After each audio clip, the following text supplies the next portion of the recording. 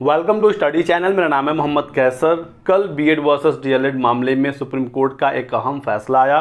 फैसले के बाद बहुत सारी बातें, बहुत सारे खबरें चल रही हैं सोशल मीडिया पर। आपको यहाँ पर बिल्कुल एग्जैक्ट जानकारी मिलेगी। निष्पक्ष होकर मैं सारे वीडियोस बनाता हूँ। किसी को अच्छा लग सकता है, किसी को बुरा लग सकता है, लेकिन जो जानकारी होती है सिर्फ वही आपको दी जाती है।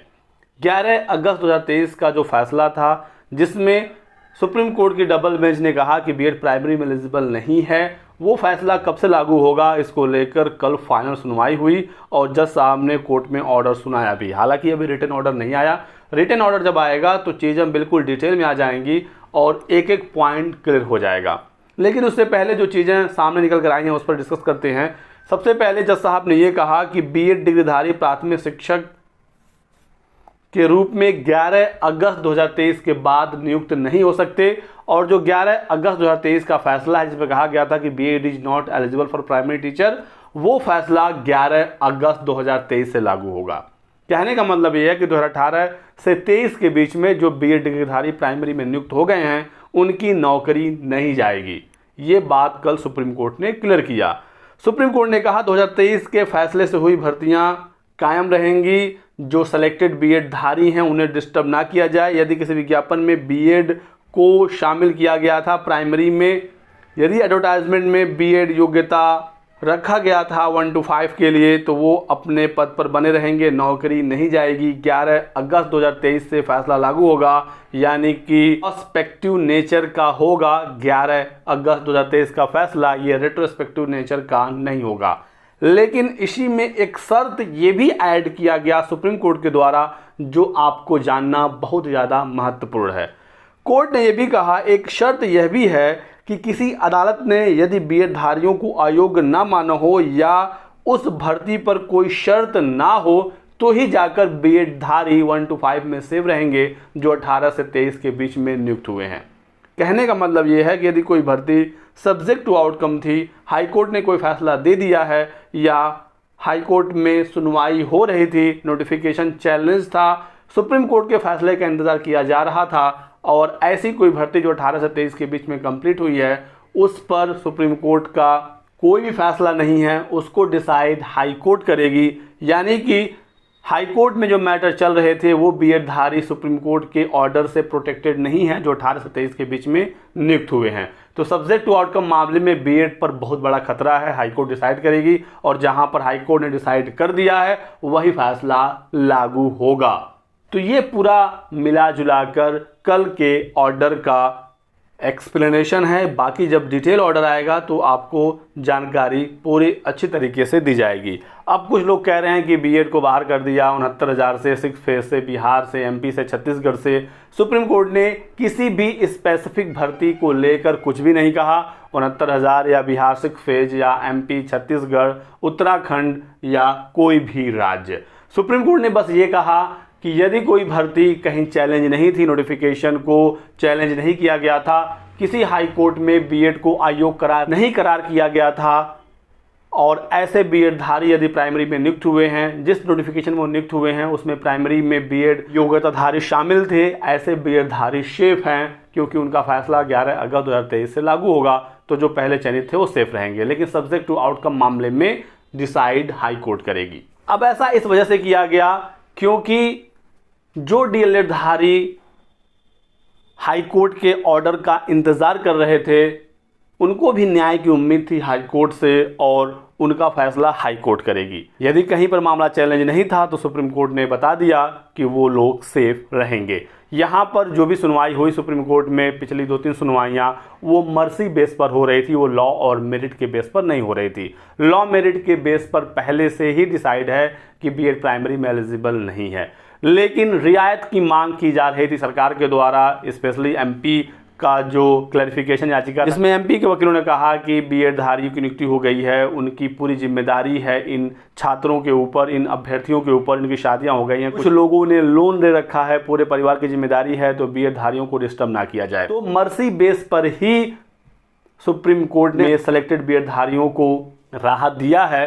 लेकिन यदि डीएलएड अभ्यर्थियों ने अपने राज्य में अपने नोटिफिकेशन को अपने हाई कोर्ट में चैलेंज किया था, तो फिर वो मामला हाई कोर्ट डिसाइड करेगी, क्योंकि डीएलएड धारियों को भी तो न्याय की उम्मीद है हाई कोर्ट से, और हाई कोर्ट का फिर कोई मतलब ही नहीं बनेगा यदि सब्जेक्ट टू आउटकम मामले को भी सुप्रीम कोर्ट डिसाइड कर दे। मर्सी वहीं पर दी भी जाती है जहाँ पर बीएड को चैलेंज नहीं किया गया था, क्योंकि वहाँ पर यदि डीएलएड ने ये मांग ही नहीं किया कि बीएड को बाहर किया जाए, यानी कि सिर्फ मर्सी यहाँ पर बीएड के साथ था, लेकिन जो नोटिफिकेशन चैलेंज हो गया था ऑलरेडी और सब्जेक्ट टू आउटकम था, तो यहाँ पर डीएलएड धारियों को राहत मिलने वाला है। तो ऐसे में सबके साथ न्याय हुआ, एक बैलेंस ये ऑर्डर कहा जाएगा। 11 अगस्त 2023 के बाद नई भर्तियों में बीएड शामिल नहीं हो सकता, ना ही कोई अपॉइंटमेंट प्राइमरी में बीएड का हो सकता है। और 18 से 23 वाला जो मामला है मैंने आपको बता दिया। कुछ लोग ये पूछते हैं कि ये सब्जेक्ट टू आउटकम क्या होता है, इसको भी आप एक बार शॉर्ट में समझ लीजिए। मान लीजिए किसी राज्य में कोई भर्ती आई जहां पर बीएड को प्राइमरी में शामिल किया गया, लेकिन वहां के जो डीएलएड धारी थे उन्होंने कोर्ट में मामले को चैलेंज कर दिया। कोर्ट ने कहा कि हम भर्ती पर स्टे नहीं लगा रहे हैं, भर्ती को पूरा करने देते हैं। सरकार ने उस समय भर्ती को पूरा भी किया, लेकिन हाईकोर्ट ने एक कंडीशन लगाया कि जो भी ऑर्डर सुप्रीम कोर्ट का होगा वो यहाँ पर लागू होगा, यानी कि ये मैटर सब्जेक्ट टू आउटकम कर दिया गया। तो सब्जेक्ट टू आउटकम मैटर यही होता है कि भर्ती पर स्टे न लगाकर भर्ती को जारी करने का आदेश तो कोर्ट दे देती है, लेकिन सब्जेक्ट टू आउटकम कर देती है, और ऐसे में इन राज्यों में बीएड पर खतरा रहेगा।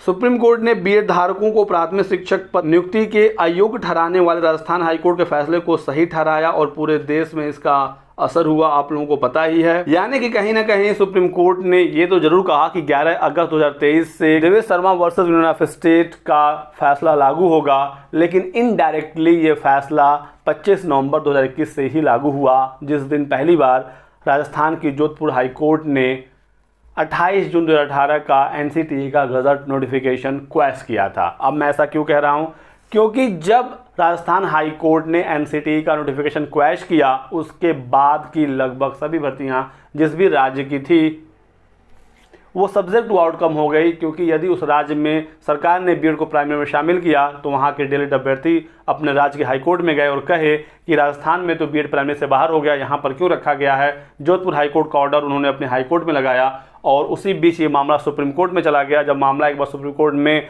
सुना जाने लगा तो राज्यों की हाईकोर्ट ने अपने यहाँ सुनवाई नहीं की, क्योंकि अपेक्स कोर्ट जब मामला डिसाइड कर रहा है तो वही हर जगह लागू होना है। फिर हाईकोर्ट ने सुनवाई न करते हुए सुप्रीम कोर्ट के फैसले का इंतजार किया, और ऐसी सभी भर्तियां लगभग सब्जेक्ट टू आउटकम हो गई। और फिर देवेश शर्मा वाले मामले में सुप्रीम कोर्ट ने फाइनली बीएड को प्राइमरी से बाहर किया। तो 25 नवंबर 2021 के बाद की भर्तियां जो सब्जेक्ट टू आउटकम हैं वहां से बीएड बाहर किया जाएगा, जो कल के आदेश में चीज़ें सामने निकल कर आई हैं। अब यहाँ पर सबसे बड़ा मामला 69,000 शिक्षक भर्ती का भी है। तो अब यही डिस्कशन होता रहेगा कि कौन सी भर्ती सब्जेक्ट टू आउटकम थी, कौन सी नहीं थी। यदि 69,000 भी सब्जेक्ट टू आउटकम होगा तो यहाँ पर भी बीएड के लिए मुश्किल बढ़ेगी, नहीं होगा तो नहीं बढ़ेगी। 69,000 में बहुत सारे मामले चैलेंज थे, कट ऑफ मार्क्स को लेकर, passing marks, qualifying marks. BEd DElEd पर भी डिस्कशन हुआ है कोर्ट में, लेकिन देखना होगा कि बीएड की एलिजिबिलिटी जो चैलेंज थे सुप्रीम कोर्ट में वो किस प्रकार से चैलेंज था, और ये मामला सब्जेक्ट टू आउटकम था या नहीं। बिहार 6 पे सब्जेक्ट टू आउटकम था, छत्तीसगढ़ हुआ या उत्तराखंड हुआ, मध्य प्रदेश हुआ, जो भी सब्जेक्ट टू आउटकम मामले थे वहाँ पर अब देखना होगा कि बीएड धारियों को लेकर सरकार क्या फैसला करती है, क्योंकि सुप्रीम कोर्ट ने तो सब्जेक्ट टू आउटकम मामले को प्रोटेक्ट करने से मना कर दिया। और इसका मतलब ये भी है कि इनकी नौकरी खतरे में है, क्योंकि यदि सुप्रीम कोर्ट को सब्जेक्ट टू आउटकम मामले को बचाना होता तो कल ही सुप्रीम कोर्ट ने ये चीज़ क्लियर कर दी होती। लेकिन जो मामले हाई कोर्ट में चल रहे थे वो हाई कोर्ट से ही डिसाइड किए जाएंगे। अब कुछ लोग ये भी कह रहे हैं कि देवेश शर्मा मामले में सुप्रीम कोर्ट ने जब कह दिया कल कि 11 अगस्त 2023 से फैसला लागू होगा, तो जो सब्जेक्ट टू आउटकम मामले थे देवेश शर्मा के ऑर्डर का जो इंतजार कर रहे थे अलग अलग हाई कोर्ट, वो हाई कोर्ट भी तो अब 11 अगस्त 2023 से ही फैसला लागू करेगा। यानी कि 18 से 23 की सभी भर्तियां सेफ हो गई जहां पर बीएड प्राइमरी में शामिल था। तो ऐसा नहीं है दोस्तों, 11 अगस्त 2023 का जो फैसला है जिसमें बीएड को प्राइमरी से बाहर किया गया, उसमें ये नहीं कहा गया था कि ये फैसला किस दिन से लागू होगा। सुप्रीम कोर्ट ने उसी ऑर्डर का इंतजार किया और उसमें बीएड को प्राइमरी से बाहर किया गया। कल वाले आदेश में क्लैरिफिकेशन पर सुप्रीम कोर्ट ने कहा है कि ये आदेश 11 अगस्त 2023 से लागू होगा, और कल के आदेश में ये भी सुप्रीम कोर्ट ने कहा कि सब्जेक्ट टू आउटकम मामले में बीएड प्रोटेक्टेड नहीं है, वो हाई कोर्ट डिसाइड करेगी। तो ये बात आप समझिएगा। बाकी डिटेल ऑर्डर आने दीजिए, इस पर एक बार अच्छे से डिटेल में डिस्कशन होगा। वीडियो में कुछ भी पसंद आया तो लाइक और शेयर करिएगा, चैनल को सब्सक्राइब कर लें और हमारे साथ बने रहें। Thanks for watching.